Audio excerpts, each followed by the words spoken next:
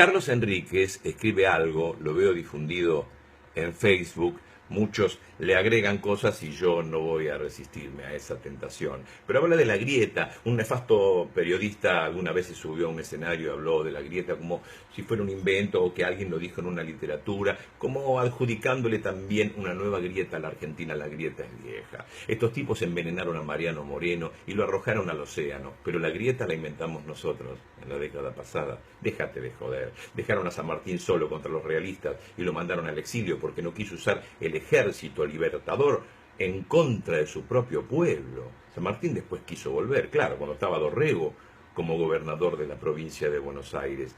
Le entregó el sable a Rosas, por lo menos. Quiso volver y no pudo. San Martín. Abandonaron a Belgrano a su suerte. Un abogado, un iluminado como Mariano Moreno, mándalo de general allá al norte, después a Paraguay, junto con sus tropas siempre mal alimentadas, mal pertrechadas y mal vestidos. Vean la película que hizo Pablo Rago. Pero la grieta la inventamos nosotros. Se unieron al imperio británico, portugués y francés para derrocarlo a Rosas en Caseros.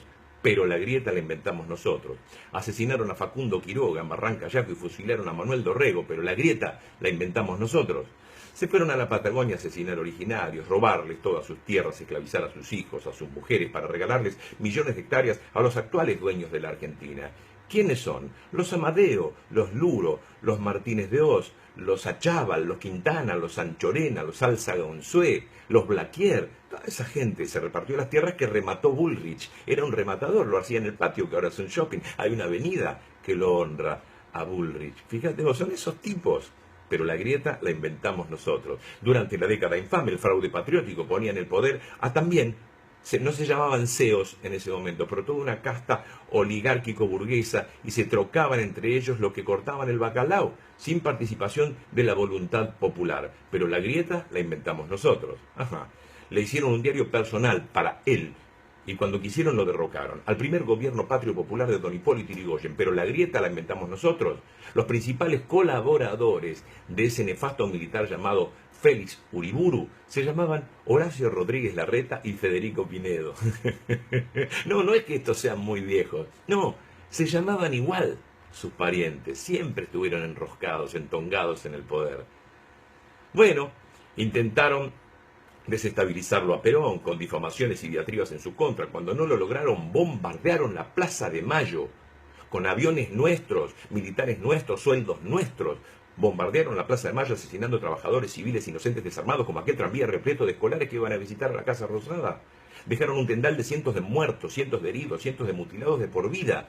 Y mucha gente festejando eso, festejando con banderitas. Gente de ahí, cerca de la Plaza de Mayo, como la marcha del 1A, gente de Barrio Norte, de Recoleta, de San Isidro, de Vicente López, de Belgrano, de Bécar. Esa gente salió a festejar el derrocamiento de Perón. No importa que haya muertes en Plaza de Mayo, pero la grieta la inventamos nosotros. Después vinieron dictaduras represoras y se hizo culto al antiperonismo. No se podía decir Perón porque te metían preso.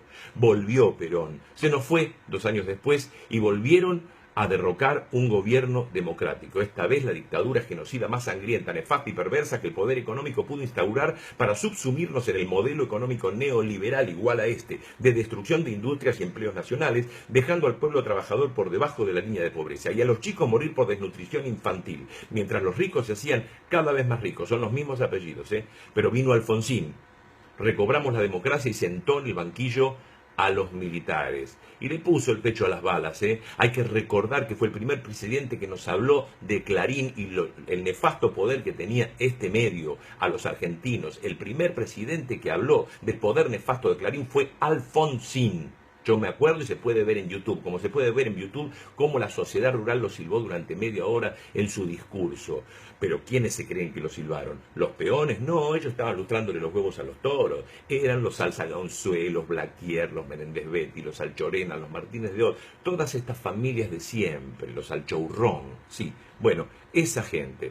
Bueno, después vino la entrega del turco traidor hijo de puta de Menem, la convertibilidad, Cavallo, la pizza con champán, sus relaciones carnales, y luego el maldito sumiso pusilánime de la Rúa, que se fue dejándonos 39 compatriotas asesinados en las periferias de Plaza de Mayo, a más de medio país debajo de la línea de pobreza y millones de desempleados. La peor crisis económica que se tenga memoria. Muchos se tuvieron que ir del país por el hambre. Y volvimos de la mano de Néstor y Cristina un 25 de mayo de 2003. Peronismo en estado puro. Eso es peronismo. Gobierno del pueblo y para el pueblo. Justicia social, lo vas a negar. Industria nacional, lo vas a negar. Recuperación económica. Pagamos casi toda la deuda que venía desde hace más de 40 años que tomaron todos estos ladrones. Recuperamos a nuestros científicos. Ellos mismos vinieron y diseñaron 2 satélites. Vos sabés que en el mundo hay 7 países que hacen satélites. Y en América, 2, Argentina y Estados Unidos, pero la grieta la inventamos nosotros. El ataque sistemático contra Néstor, Cristina y el peronismo no paró nunca desde la primera hora con los periodistas acólitos que cobraron mucho dinero para hacerlo. Ahora mismo están abusando de hablar de eso cuando hoy están haciendo un desfalco en el país y siguen hablando de aquello. Imagínate lo que deben cobrar esos periodistas.